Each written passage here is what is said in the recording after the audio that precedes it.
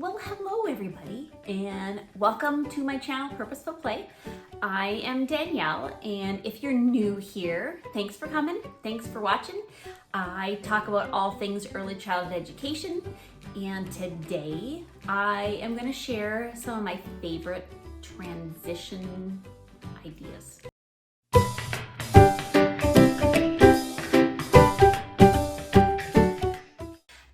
I like to think about when I'm choosing transition songs, chants, or activities. I like to choose something that is repetitive so the students are picking up on it a little bit faster and they can join in with the chanting or singing. I like to use familiar tunes. So like Mary Had a Little Lamb, If You're Happy and You Know It, Row, Row, Row Your Boat. So I like to pick songs that have familiar tunes. The other thing is I like to be purposeful. So all of the transitions, that time in between moving from one activity to the next, I like there to be a purpose in it. So whether they're counting, whether they're rhyming, whether they're identifying letters, whatever it is, I like to try to make it a learning opportunity. And the other thing is I like all the students to be actively involved somehow, engaged, whether it's jumping, singing, clapping, whatever it is. I'd like everybody to be engaged as I'm dismissing or we're moving to the next activity. Okay, I'm just gonna jump right into it. Here's the first one. Riddle-dee-dee, riddle-dee-dee, won't you make a rhyme with me? I say frog, you say dog. And then I would repeat it, frog, dog, frog, dog. And we would go back and forth with one student, and as they, after they've said their rhyme, then they can go off and transition to whatever we're moving to next. It's not necessary to have pictures, but I like to have something. All right, another rhyming one. And I like to do a clapping. You could do any kind of clapping pattern. Sometimes I ask the children to think of a pattern. Maybe I ask the helper of the day to come up with some kind of pattern that we can use while we're singing our song. Listen for your name, listen for your name, listen for a word that rhymes with your name. Faniel, Manuel, Danielle. And the kids love that one because I come up with obviously very silly words that rhyme with their names, and it's kind of fun to see their light bulb just ding, and they recognize their name and off they go. If you're wearing the color green, the color green, the color green, if you're wearing the color green, then go wash your hands. Or you could do it, if you're wearing a shirt with stripes, a shirt with stripes. You can pick anything that will sort of pick out one or two students, and then they can transition to the next activity. Sometimes when I'm short on time, I'll just sing it once. I don't repeat it. If you're wearing the color green, then go wash your hands. If we're short on time, I'll just do it a little bit faster. Appy tappy tappy, appy tappy too. I'm going to show my number to you. 7, you're right. Okay, everybody put your fingers in the air. We're gonna draw number 7. Or I might ask, yeah, you're right, it's number 7. Let's everybody jump 7 times. 1, 2, 3, 4, 5, 6, 7. And then that person can transition to the next activity. I'll use looking at the numeral. I might also do it this way. Appy tappy tappy, appy tappy 2. I'm going to show my number to you. And then I'll take it away really fast. And they'll have to be able to recognize how many dots they saw in that group very quickly. Then you can also ask, oh, how many was that? 4? Can you show me 4? 4 fingers? Is there a different way to show 4? So lots of different things that you can work on when you're doing that one. Appy tappy tappy, appy tappy 2. I'm gonna show my letter to you. G. And then you can have the students draw the G in the air, or we have actions. I've always done actions with the letters. So, G was go, go, go. So the students can be actively involved with that. Clap a friend's name with me, name with me, name with me. Clap a friend's name with me. Let's clap Crosby, Crosby. And then everybody's doing that with us. You don't have to clap. You could do stomp a friend's name with me, name with me, name with me. Stomp a friend's name with me. Let's stomp Danielle, Danielle. This is a fun one that the children really enjoy, and I just do, and everybody's clapping, and I pick two children, and I say, Danielle and Susie, jump up and down, jump up and down, jump up and down. Danielle and Susie, jump up and down. Now go wash your hands, or whatever it is. And then they often like to jump up and down holding hands with each other and laughing and having a grand old time. So that is a fun one. Another one is if you have all the students' names on, papers or cards or on sticks, you can have those and pass them around. And as the students are being dismissed from the carpet or dismissed from wherever, they pull one out and they get to say whose name it is, and then they let that person pick next. So if I pulled this one, I would read it. I would say Grace, and then I would go be dismissed or transition to the next activity, and then Grace would have a turn next. So it's not only reading the name or recognizing their friends' names, but also actually remembering them. So it's a good one to get to know each other at the beginning of the year, especially at the beginning of the year. Got to pull out my ladybug bag for this one. I reach into my bag and I pull one out. Do you know its name? Then give it a shout. And everybody gets a turn one at a time and take out a letter. They tell us what letter it is. We might, again, draw it in the air. Think of something that starts with that letter. And then the bag is passed on to the next person. It doesn't have to be a letter. It could be a shape. You can put some regular shapes in here, 2D shapes, 3D shapes. You could put numbers. You could put objects if you're learning some new words and new vocabulary things. So anything can go in the bag. I forgot to mention too, when you're pulling out the names and reading them,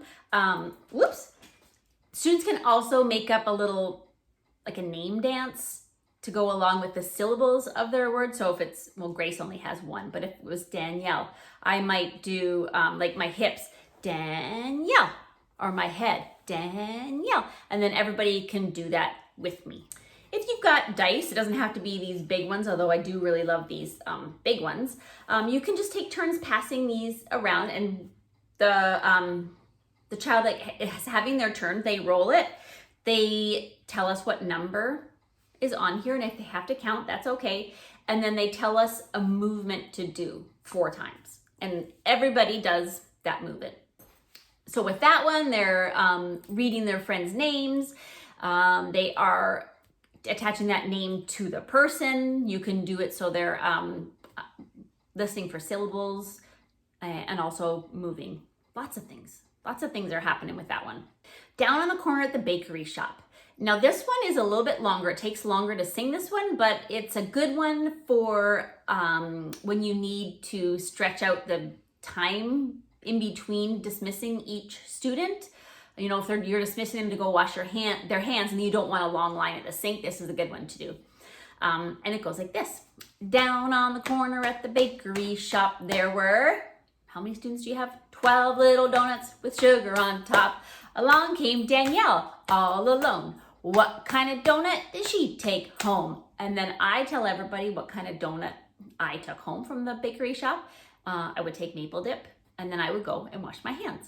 And then also on our number line, I would have a little magnet square that goes over top of the number or around the number of 12. And then I move it down. Oh, we used to have 12 donuts. How many do we have left? 11. Okay, down on the corner at the bakery shop, there were, point to the number, 11. Yeah, 11 little donuts with sugar on top. Along came Crosby, all alone. What kind of donut did he take home? And then again, we move the number until we're all the way down to 0 donuts left. There's another one that takes a little bit longer, but I like it because it helps students with their confidence. And sometimes if they're not confident enough to dance on their own, they can ask a friend to dance with them. Here's how it goes. It all started on a purple bus, or any color bus. I usually ask the student what color they want their bus to be.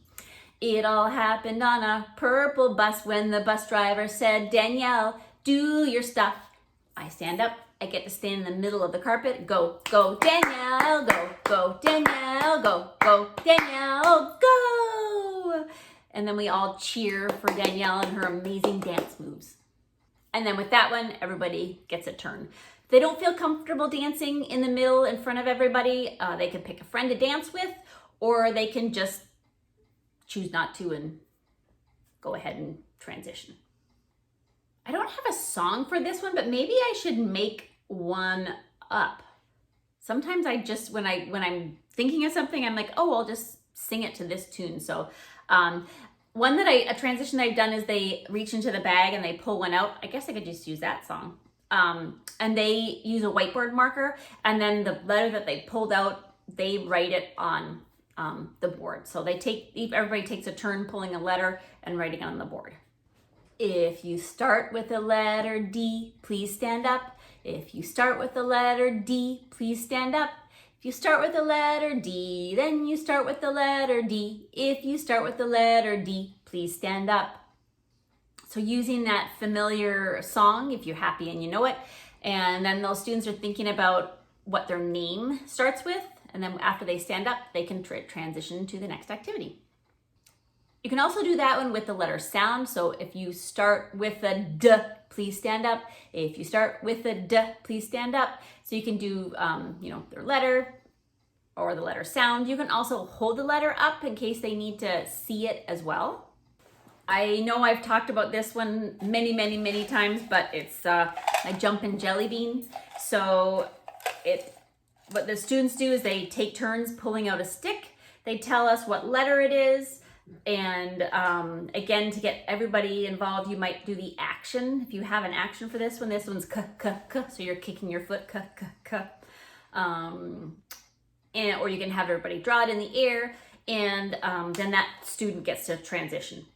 But if they pull out a jumpin' jelly bean, then everybody has to jump up and jump that many times. So the student who pulls this out can decide how many times they're going to jump. This one is so easy to make and inexpensive, and I do also like to put this one out during our choice time or our center time, because kids will play this together. Oh, and I forgot too, if you want, instead of jumping jelly bean, you can have the students hopping. So practicing, it's a good gross motor skill if they're hopping on one foot or hopping on the other foot. Just working on another skill, not just letter recognition, letter sounds, but also those gross motor skills. Sometimes when we're learning about something, or we're doing a study on a topic, I put those things in a box or a bag, or my little ladybug bag, and I will have the students one at a time pick something out, and they sort them. So if we were doing an insect study, and I had some insects in there, but they weren't all insects, we would have a pile on the carpet for insects and a pile that was not insects. So as they pulled it out, they would have to look at it and decide where it would belong. You can do that same activity with anything, actually. It doesn't have to be insects, but I was thinking of doing a same sound sort. So you could put things that start with the letter, B, and things that start with the letter L in there. And so as they pull something out, they have to decide, does it start with the B, or does it start with the O? And then you can have those letters on the carpet, the actual letters, and they have to sort those things. Hippity hoppity, how many? And the child has to tell you how many fingers they see. You can also do do it on two hands. So hippity hoppity, how many? So they have to know that when they see 2 and 1, when they put them together, it makes 3. So it's kind of the beginning of, math operations addition. You can also have a student be the one who does hippity hoppity how many. And so instead of me doing it, you can have a student who goes around and takes turns with each child doing the hippity hoppity how many for them. I just had a look at my list, and those are all the ones that I wrote down that I could think of today. So that's it. If you try any of these transition songs or chants or activities, let me know how they go in the comments down below. If you liked this video, give it a thumbs up, and thanks for watching. Have a happy day.